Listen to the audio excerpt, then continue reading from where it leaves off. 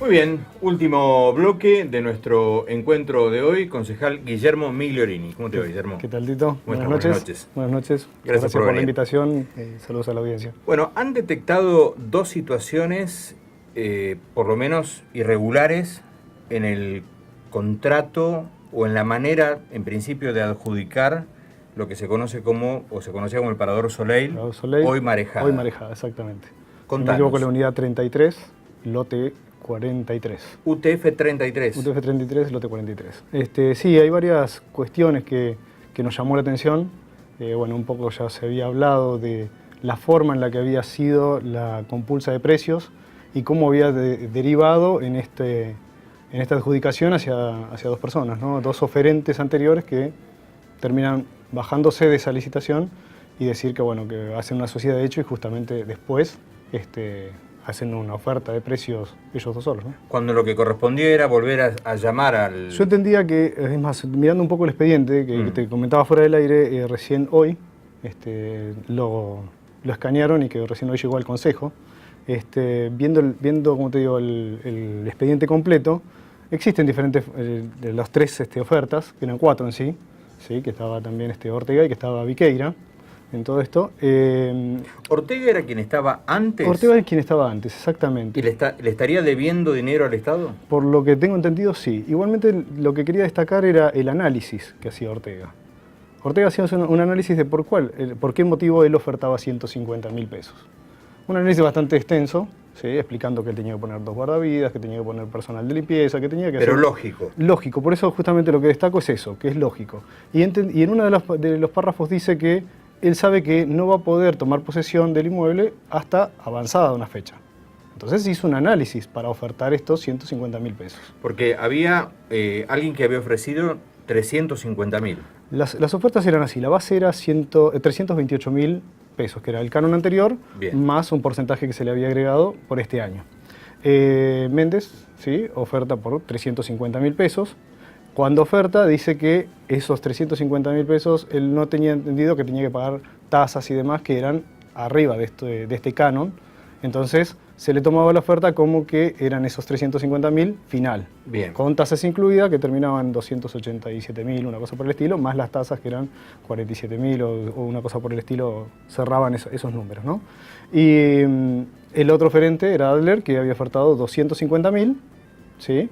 Después Ortega, que había ofertado 150.000. Y después estaba Viqueira, que él decía que no estaba de acuerdo con la ordenanza 4709, que es la que determina esta compulsa de precios, diciendo, porque él tiene un tema anterior a todo esto. La UTF. La UTF él había ofertado, no le habían dejado ofertar, hay una presentación con un escribano, hay un análisis ya mucho más complejo, pero bueno, entendimos que lo mejor que se podía hacer era que todos oferten, y que bueno, que si Viqueira quería participar también era una de las posibilidades, ¿no? Viqueira no hace una oferta de dinero, sino dice que él mejora cualquier oferta.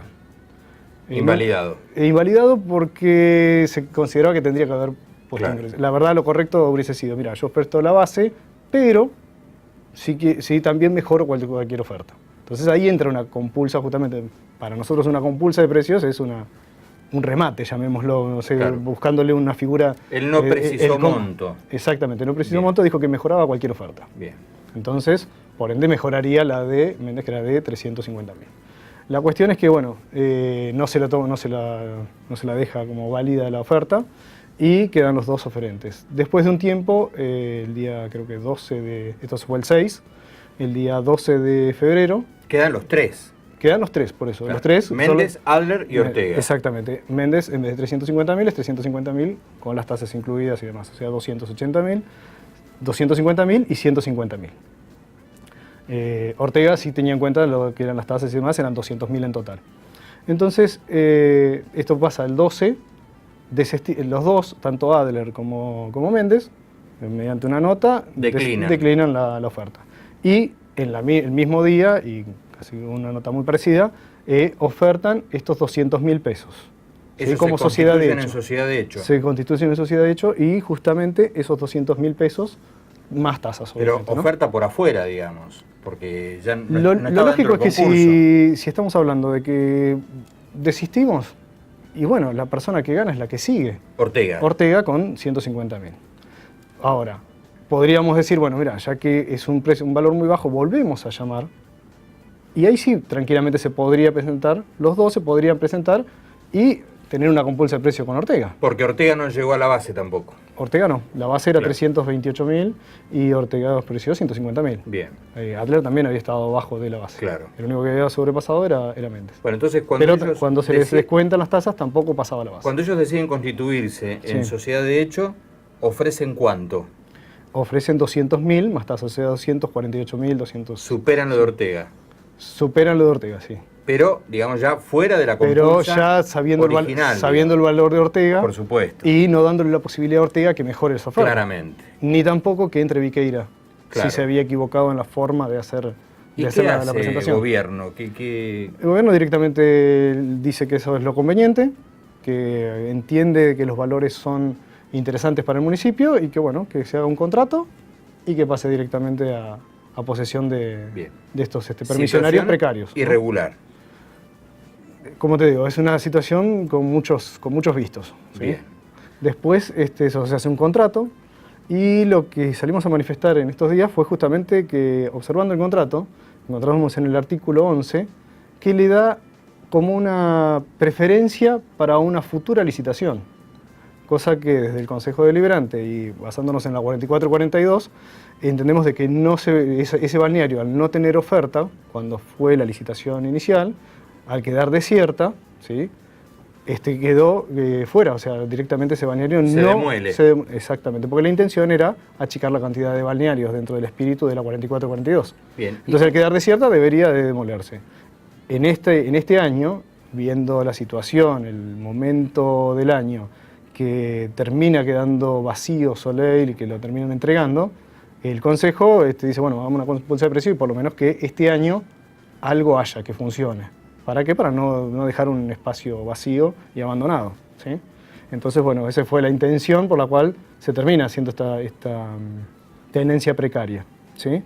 Pero bueno... Ahora, esta cláusula de preferencia Sí. no obliga en algún punto ahora al Estado para con los tenedores, digamos, a dar una prosecución a este balneario, porque si no, Sí, lo que ¿qué pasa es sentido que tiene? no nos olvidemos que las dos ordenanzas, tanto la 44-42 como la ordenanza, la 4709, que es la que hace la tenencia precaria, en esa también nosotros decimos que no genera preferencia para ningún acto administrativo posterior al 30 de abril, que es justamente, digamos, no posterior al 30, sino sobre algún derecho o que tenga algún derecho mayor por esta tenencia. Entiendo. Entonces también entendemos que el balneario no debería después de existir, ¿sí? Y que a su vez ellos no tendrían ningún beneficio por esto.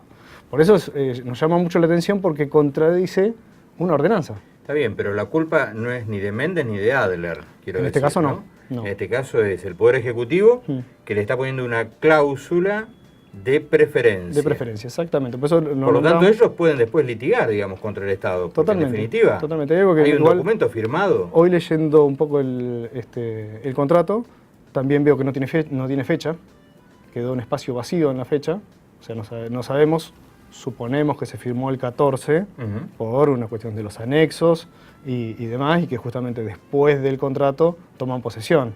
Y después en los anexos, que es donde justamente determina cuáles son las condiciones, guardavidas y demás, dice desde el día 14. Pero es algo que quedó vacío. La cosa que nos llama la atención que firmen un contrato sin fecha. Y a su vez son detalles, como te digo, la mayoría son detalles, pero bueno, son detalles que, como decís, el día de un litigio a veces son importantes, ¿no? Ahora, el resto del Consejo Deliberante, Sí. ¿qué posición ha adoptado respecto de esta situación? Porque ustedes, naturalmente, lo han planteado en el seno del cuerpo. Sí, totalmente. Sí, yo creo que es una cuestión de regularidad y la mayoría los ve y entiende que esto tiene que cambiar. Por eso te digo que a la hora de demoler ese balneario, creo que vamos a tener el consenso de todo el cuerpo. ¿Sí? O sea, después, como te digo, es una cuestión legal. Todas estas desprolijidades o estas cuestiones a veces como este artículo del contrato son los que uno tiene que tener mucho cuidado, porque acá entra después el juego, el dinero del Estado, porque esto termina en un juicio, después del juicio termina ganándolo otra persona y bueno, eso no es plata que nos sale a nosotros como contribuyentes. O sea, claramente. Como funcionarios tenemos que resguardar el dinero público, o sea, es importante fijarnos en todo este tipo de detalles. La vez pasada, bueno, el tema de las antenas, que también fue otro tema, nosotros insistíamos que necesitábamos más tratamiento. Hoy trae aparejado recursos de amparo que están poniendo hoy determinadas radios porque justamente estamos metiéndonos en algo que no deberíamos. Y esto termina trabando cosas, saliéndole plata al Estado. Porque la radiodifusión es federal. Sí, exactamente. Y nosotros, cuando ¿Y qué dice la ordenanza? Porque yo... limita las alturas. Por ahí lo planteamos a esa parte a la ligera con el concejal Ventoso que estuvo la semana pasada. Mira, nosotros hicimos varias apreciaciones y una de estas era que esta ordenanza madre no traía la radiodifusión incorporada. Se decidió desde el Consejo. Nosotros hicimos varios intentos de decir, bueno, muchachos, esto tenemos que analizarlo diferente o tiene que tener un tratamiento diferente. ¿Por qué? Porque entendemos que las radios, o sea, una cuestión técnica, ya pasamos a una cuestión técnica. No te olvides que todas las ordenanzas nosotros podemos decir, bueno, nuestra intención es hacer esto, pero después hay que ver si realmente se puede ejecutar. Las radios precisan altura. Exactamente. Nosotros, y en una discusión que tuve justamente con el concejal Ventoso en sesión, él nos dice, mira, nosotros entendemos, si ustedes quieren hacer el argumento de dar marcha atrás con esta ordenanza, porque la altura es un condicionante, dice el concejal Ventoso que él entiende que la altura no es un condicionante, que si lo baja que no pasa nada. Dentro de los conocimientos técnicos que tengo por ser técnico electromecánico y haber estudiado partes técnicas, entiendo que las antenas se rigen por tres factores: la frecuencia, ¿sí?, la altura y la potencia. La frecuencia normalmente no se cambia porque si no estarías invadiendo otras frecuencias, y si bajas la altura tenés que aumentar la potencia. Por ende, la emisión de rayos no ionizantes va a ser mayor, y si a su vez lo traes más cerca a los emisores, no cumple con las normas de salud. Por ende, le estás diciendo a la radio que baje la potencia. Al bajar la potencia, lo que hace es achicar el espectro. Entonces, vos vas a tener menor cantidad de audiencia. Vas a llegar capaz a 10 cuadras a la redonda. ¿Y cómo mantenés una radio y cómo comunicás sin eso? Mira, yo entiendo que el intendente hoy va a tener que analizar esto o vetando la ordenanza, ¿sí? Pero tiene que vetar la totalidad. Debería votar exactamente, y no van a tener obviamente los 2/3 como para hacer una insistencia, ¿sí? Y entiendo también que los concejales de su bloque van a entender de que, bueno, que necesita este trabajo extra que nosotros proponíamos y, bueno, generar, como te digo, hoy una ordenanza corregida. A nosotros lo que nos molestó mucho fue el apuro. La cuestión de la... Fue lo que no terminamos de entender por qué el apuro. Está bien, pero la telefonía, digamos, ¿ustedes no presentaban objeción? No, para nada. Es más, lo que pedíamos de la telefonía, pedíamos un informe más técnico. Dentro de las pocas averiguaciones en el tiempo que tuvimos y demás, porque son temas complejos, porque quieras o no estás ordenando todo un sistema de radio, de telefonía celular y demás en toda una comunidad, que tenés que tener en cuenta varios aspectos: el ambiental, la salud, la tecnología, para ver si realmente eso funciona o no. Y dentro de los estudios que nosotros pudimos hacer, y averiguando en empresas, nos dijeron que, bueno, que la telefonía principalmente se basa en una antena grande, que es la que mantiene el servicio de comunicación de lo que vendría a ser escucha, ¿sí? Habla y escucha. Y el resto, lo que vendría a ser datos, se está haciendo una tendencia mundial a tener muchos difusores chicos, ¿sí?, que tienen un muy bajo impacto, pero mucha cantidad a lo largo de una zona determinada. Entendemos que Pinamar tiene una fisonomía diferente. ¿Por qué? Porque una cosa es que haya edificios y paredes rígidas, y otra cosa es que haya árboles. ¿Por qué? Porque los árboles absorben mucho más las radiaciones que la pared. Entonces, debería ser diferente todavía a una ciudad. O sea, hay puntos para analizar en profundidad. Por eso te digo que son esa letra chica que hay que analizar, porque nosotros estábamos de acuerdo con el espíritu general de la ordenanza, ¿sí? Nosotros entendemos que la ordenanza había que hacerla, que había que regular las antenas, pero hay que tener mucho cuidado cómo y qué se regula. Por eso insistíamos en que necesitábamos más tiempo. Y es más, fue un análisis, una cosa que pidió la concejal Taurizano antes de la sesión. Ella entendía de que esta ordenanza, justamente regulando las antenas, tenía que salir acoplada con el Código Tributario. ¿Por qué? Porque era conveniente. Regulamos qué alturas, qué tipo de antena y cuánto le cobramos a cada una de esas antenas. Hoy existe un cobro por instalación, o sea, el Código Tributario lo prevé, pero no es tan específico como hoy pretende ser la ordenanza de regulación de antenas. Entonces, entendíamos que tenía que salir todo junto. No entendimos el apuro o el por qué, porque si hoy el municipio quiere salir a cobrar una antena, lo puede hacer. ¿El intendente lo vetará? Eso es lo que esperamos. Como te digo, necesitamos ese análisis mucho más profundo. Desde Profin hacemos eso y buscamos la forma de trabajo, digamos, coherente como para que la gente no salga perjudicada y, bueno, obviamente respetando... Volviendo en 30 segundos Sí. al tema marejada, Sí. ¿cuál es la actitud que asume ahora el bloque de Propin? La Propin va a salir hoy a investigar bien cómo es este tema, cuestiones societarias y demás, y qué vinculación tiene con algún funcionario. No nos consta, por eso queremos justamente antes de hacer ¿No algo... les consta, pero sospechan? No nos consta, por eso te digo, es Bien. una cuestión, son rumores que uno escuchó y que ahora tiene que salir a decir, bueno, a ver, realmente hay una sociedad, no existe una sociedad, ya es un poco más complejo, por eso te digo, pero sin ninguna certeza o ningún dato no es lo conveniente. Gracias, Guillermo. Por favor, muchas gracias. Bueno, concejal Guillermo Migliorini pasó por Así Somos. El reencuentro será el próximo martes, como siempre, a las 9 de la noche. Que tengan buena semana. Chao.